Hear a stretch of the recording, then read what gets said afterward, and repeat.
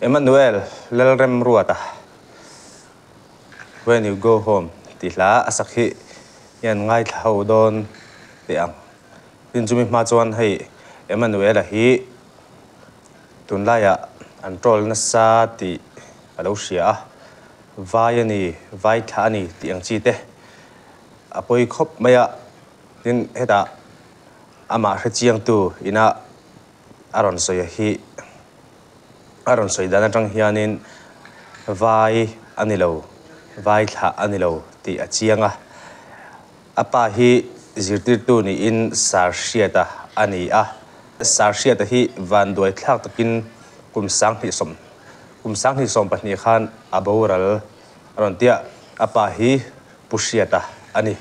vai thla anilo ani chu tin kan tawngkam te kan fimkhur angaya hei ama Emmanuel Lalremruata hi kum Naupang tak alani a rilru thiang hlim ani a rilru te kan ti nualang ti te po a hlau ama lawmpui jok turani mi rilru ti na te hi thil tha ani ngai lova chuwang chuan kan tawngkam te kan fimkhur angai tak zet ani engponi se azai han ngai thladon ti ang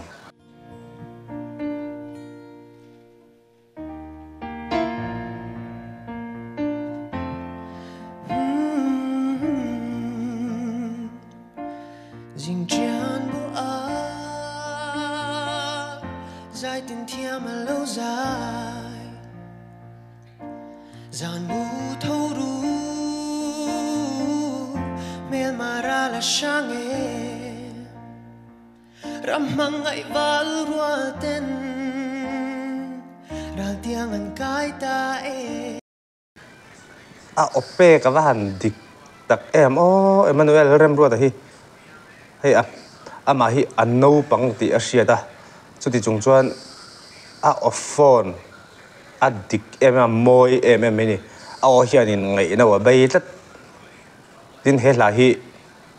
ai kan u solfa min zirtir thin tu ubona walbon manner laphua ani a ama po hianin Emmanuel azai hi alo ngai thlave to ngai anga thiam po ati ve thau ka ring awan thiam em alom ve viawang aphu tu po hi mo alom don tu kani a thiam tlat chạy lại lung đi tôn lệ ni tur tia min bia thu ăn la ôi tông lệ ăn mô mà sẽ chui thăng và lăn thì hiền bia thu ăn la ta when you go.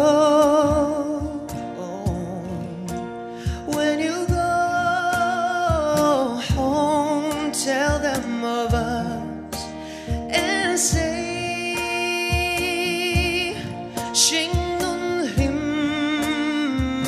ten iman về na Pham có bụi cả lối ta em Ishay lê den Zua pa trang hạ bom mình bia thu ăn la lamang lek le turin mà sẽ mang ai mang te du thu isam sual ta mo when you go when you go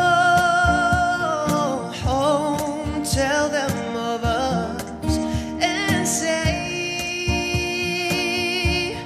Sing nun hlim ten iman về na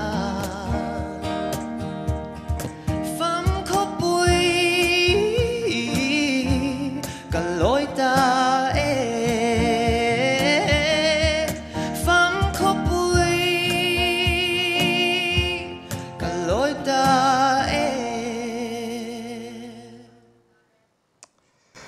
van thiam ngai ve phone le ope ka dik siam moi boxi van thiam Emmanuel Lalremruata a thiam thaw ta ni tin ka ngai dan dik taka chuan a cha sual fe ni lo chuan in top 1 ti mai ang pakhat na ani ka ring tlat ani a cha sual fe te ni lo chuan in a hi adang lam tlat tuna top 10 tling zinga hian kan ngai thla a hi adang lam big tlat ani